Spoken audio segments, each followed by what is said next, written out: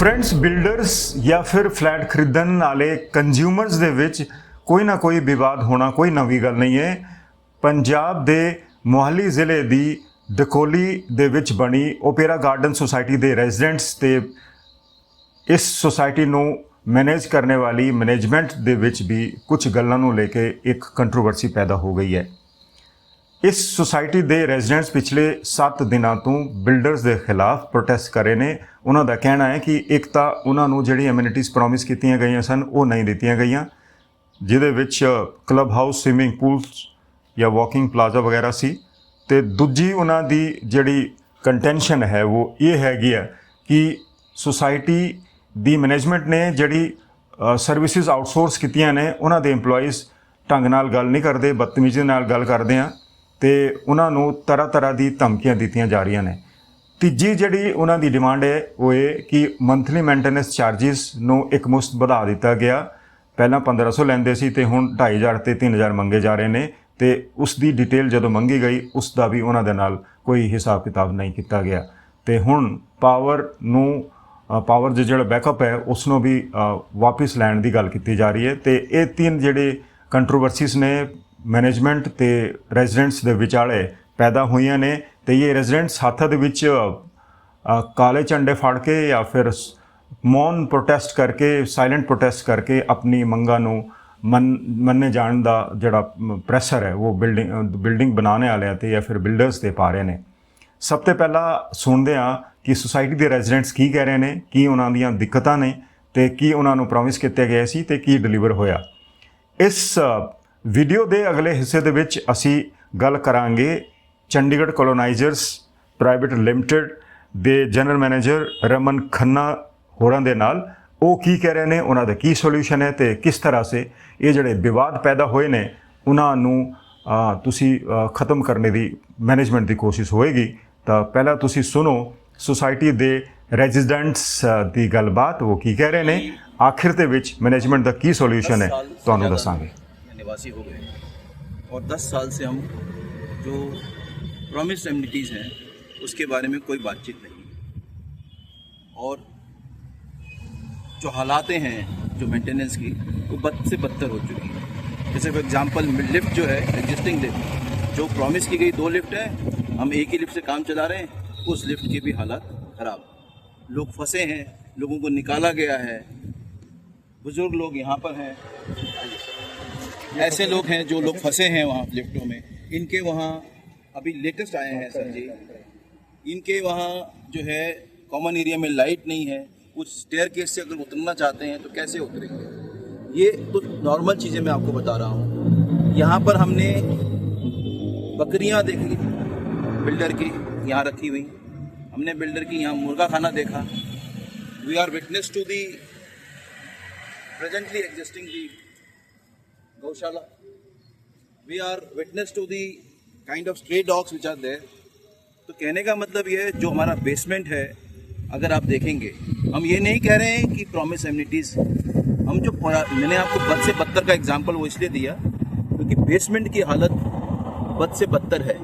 उसमें ना कोई लाइट अरेंजमेंट ज़्यादा है, ना बेसमेंट में कोई CCTVs हैं, लोगों की गाड़ियों में स्क्रैचेस पड़े हैं, लोगों की गाड़ियों के शीशे टूटे हैं, लोगों की गाड़ियों के ऊपर कुत्ते बैठे हुए हैं, वो चबाते हैं प्लास्टिक्स लाइट। इसके अलावा अभी बरसात आने वाली है, हमने 1 साल पहले से बता रहे हैं, no arrangement has been done, we have seen ourselves. कर्मचारी हैं आशीष राणा और दूसरे कर्मचारी हैं सुशील राणा।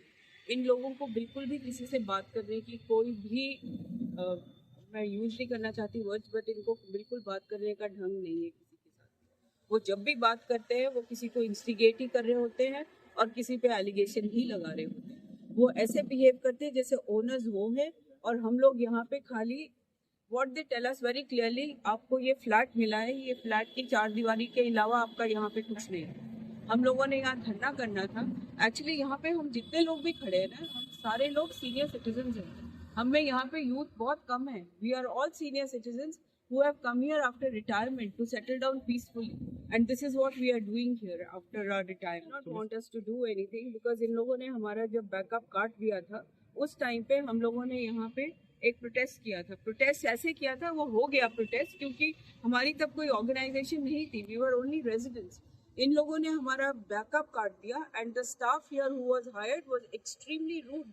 ही सेड मैं आपका पानी काट दूंगा, मैं आपकी बिजली काट दूंगा, मैं आपको अंदर नहीं। This is not the way they can talk to us. Not want us to do anything because इन लोगों ने हमारा जब बैकअप काट दिया था, उस टाइम पे हम लोगों ने यहाँ पे एक प्रोटेस्ट किया था। प्रोटेस्ट ऐसे किया था, वो हो गया प्रोटेस्ट, क्योंकि हमारी तब कोई ऑर्गेनाइजेशन। उसका ये कहना है कि जी डीजी सेट तो फटाफट बदला जाएगा, उसमें कोई टाइम नहीं लगेगा। आप लोग मुझे 20 लाख दे दीजिए और मैं डीजी बदल दूंगा।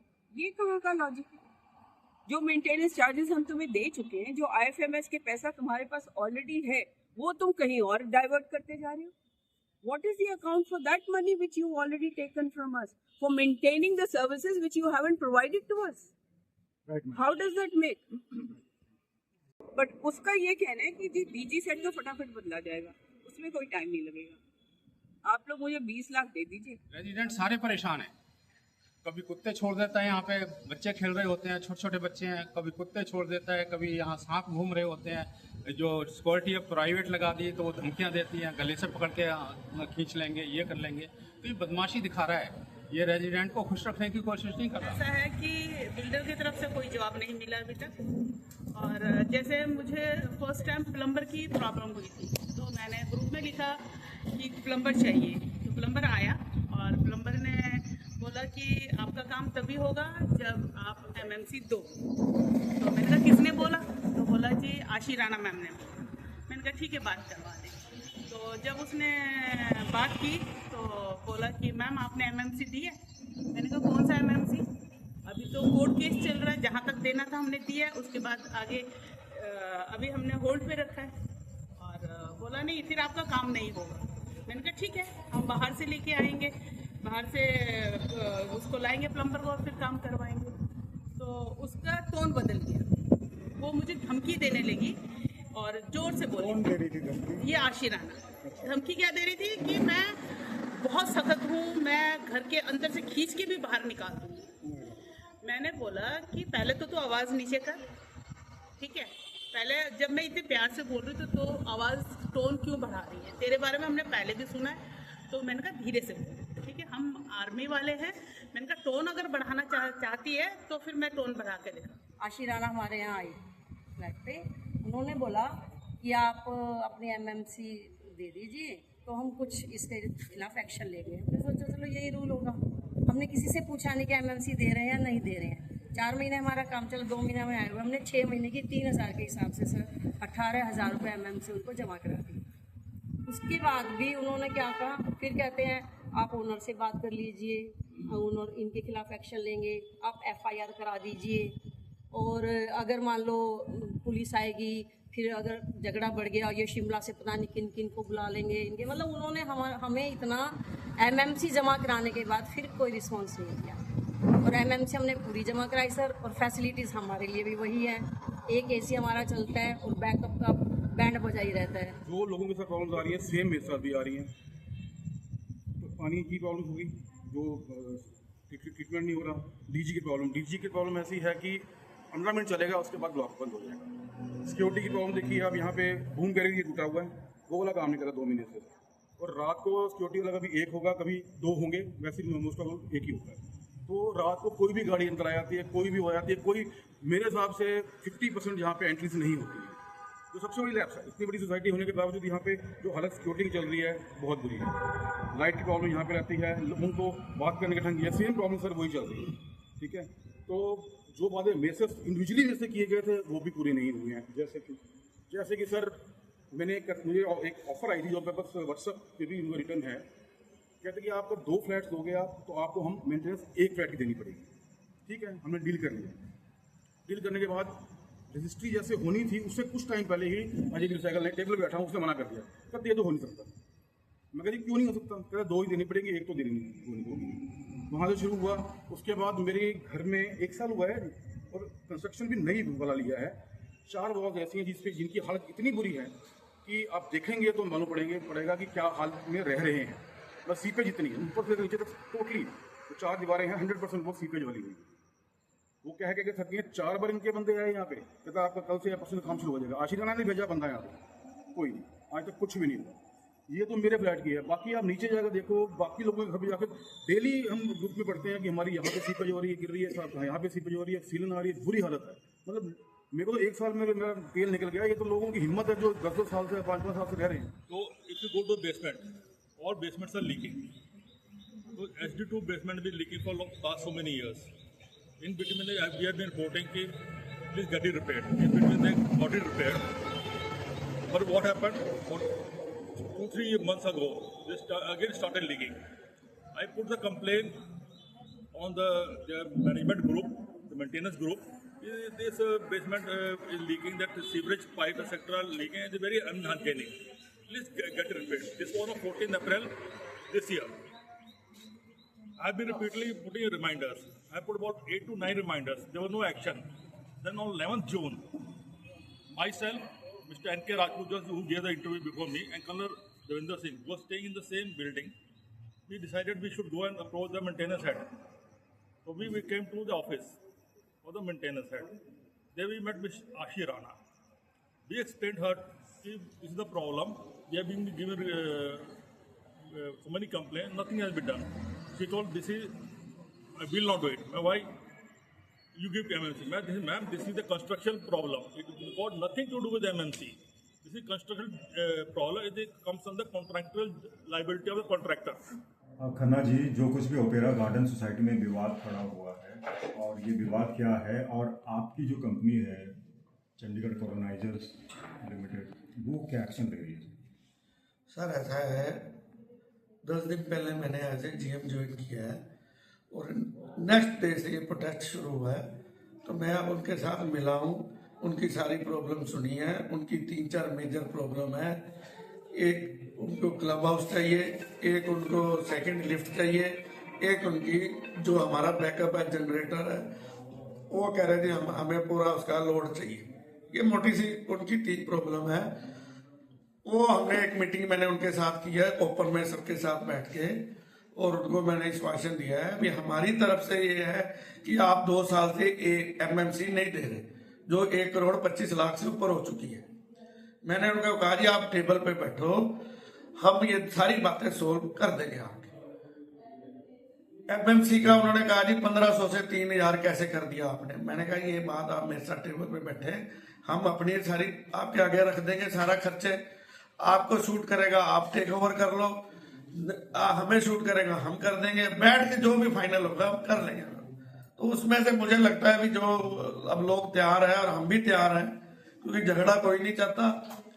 मेन पर्पस है कि हम सब लोग रहने के लिए आते हैं घरों में, रिटायर्ड आदमी, आर्मी वाले हैं, we respect all of that.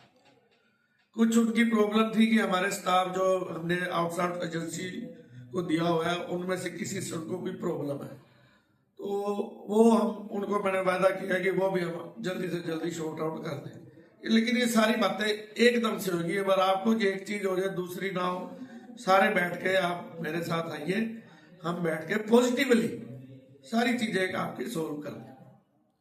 और थैंक यू सर। जो यार रिपेयर हुआ, मैं सर जब यहाँ आया तो मैंने देखा कि सारी लाइटें ठीक जल नहीं रही थी। वो सारी लाइटें मैंने चारों तरफ ठीक करवा दी है, और भी नई लगवा रहे हैं हम, और वैसे भी हम एक नई लाइटें ही लगवा रहे हैं आने वाले टाइम में।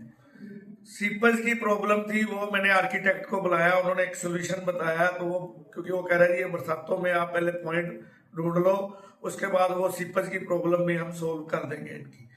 तीसरी एक इनकी प्रॉब्लम थी कि ये नीचे बेसमेंट में दिन में अंधेरा रहता है, तो मैंने इनको इंस्ट्रक्शन दे दी है कि हम बेसमेंट में 24 घंटे लाइटें ऑन रखेंगे, और जो भी कहीं लाइटें ट्यूबें खराब है वो हम उसको भी रिप्लेस कर देंगे। मुझे लगता हो ही गई होगी है। मतलब कुछ कैमरे की प्रॉब्लम थी, कैमरे सारे ठीक थे, सिर्फ एक टावर में कैमरे वो कहीं तार टूटी हुई थी, वो हमने कैमरे वाले को बुला के वो भी अब ठीक हो गया है। सारी की रिकॉर्डिंग है। तो मैंने उनको बोला भी था भी हम एक बंदा आपका रखेंगे जो आप आके रेगुलर चेक करते रहो कि रिकॉर्डिंग हो रही है, पिछली दिख रही है कि नहीं दिख रही। और एक कुछ प्रॉब्लम थी कि पार्किंग और थोड़ा गार्डनिंग की जाए, तो मैंने उनको आश्वासन दिया है कि वो काम भी जल्दी से जल्दी, नहीं 1 आधे महीने में हम कर देंगे।